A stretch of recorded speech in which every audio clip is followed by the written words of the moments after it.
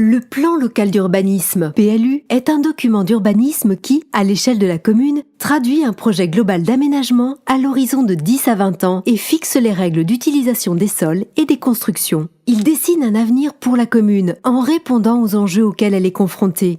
Il fixe le cadre réglementaire de la vision portée par les élus pour renforcer l'attractivité du cœur de ville et valoriser l'ancrage de Saint-Marcellin dans son territoire environnant.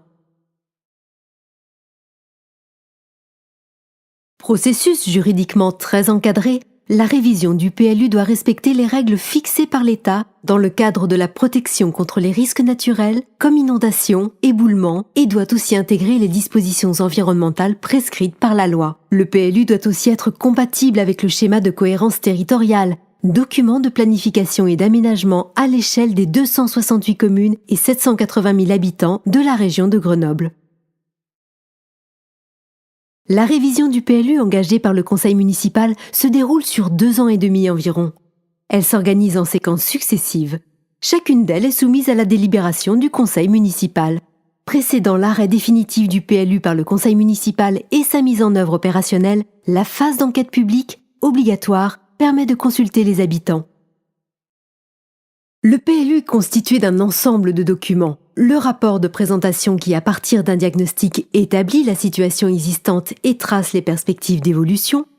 Le projet d'aménagement et de développement durable qui exprime les objectifs et projets de la commune en matière de développement économique et social, d'environnement et d'urbanisme. Les orientations d'aménagement et de programmation qui précisent les dispositions spécifiques concernant les secteurs à enjeu.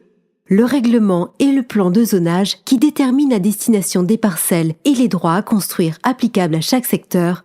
Enfin, les annexes.